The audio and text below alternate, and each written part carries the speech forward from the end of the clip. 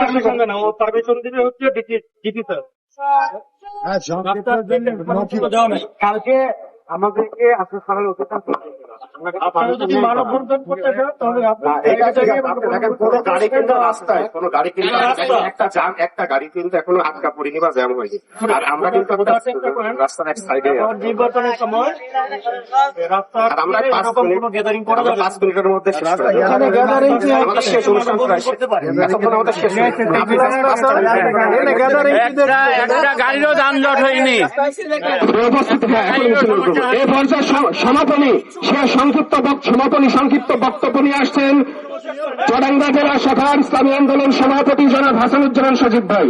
বাত ব্যথা, প্যারালাইসিস কিংবা আর্থ্রাইটিস, আধুনিক ফিজিওথেরাপি ও পুনর্বাসন চিকিৎসায় নির্ভরযোগ্য নাম ডিপিআরসি।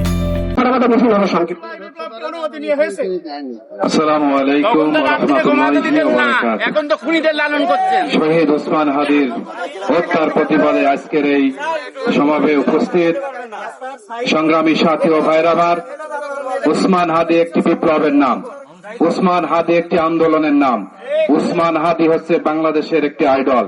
সেই ওসমান হাদিকে জুলাই আগস্টের ইনকিলাব মঞ্চের যে মুখপাত্র, বাংলাদেশের 18 কোটি মানুষ কিন্তু বসে থাকবে না। আমরা অতি সত্বর এই ওসমান হাদির হত্যার বিচার দৃশ্যমান দেখতে চাই। দীর্ঘ সময় পার হলে এখনো কোনো আসামি ধরা পড়েনি।